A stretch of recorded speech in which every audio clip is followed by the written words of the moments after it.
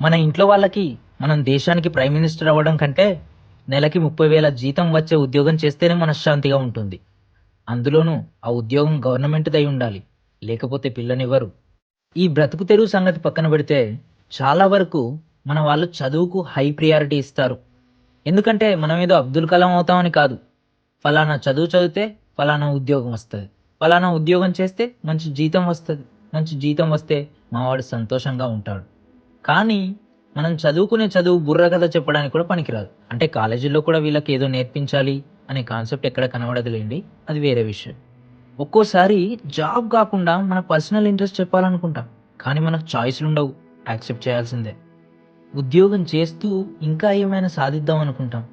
కానీ ఒక్కసారి job start అయితే జాబ్ తప్ప ఇంకేం చేయలేం. నచ్చని పని చేయలేక, నచ్చిన పని చేసే ఛాన్స్ లేక మనతో మనకే రోజు ఒక యుద్ధం జరుగుతూ ఉంటుంది. ఒకసారి ఒక పెద్దాయన నాతో ఇలా అన్నాడు. "ఏం బాబు బీటెక్ ఫైనల్ ఇయరా? ఇంకేంటి తర్వాత మంచి జాబ్ సంపాదిస్తావు. ఆ తర్వాత మంచి పిల్లని చూసి పెళ్లి చేసుకో" అని అలా చెప్పి వెళ్ళిపోయాడు. 2 నిమిషాల్లో నా ఫ్యూచర్‌ని అంత అద్భుతంగా డిసైడ్ చేసినందుకు ఆ అంకుల్‌కి ఏదైనా అవార్డ్ ఇవ్వాలనిపించింది.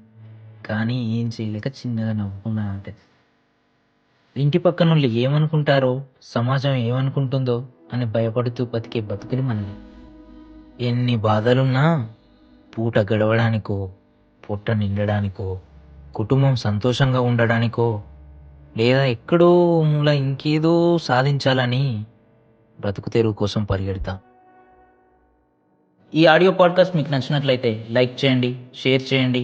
రోడ్ షో సినిమాస్ ఛానల్‌కి సబ్స్క్రైబ్ చేయండి. మళ్ళీ నెక్స్ట్ ఎపిసోడ్‌లో కలుసుకుందాం. Thank you.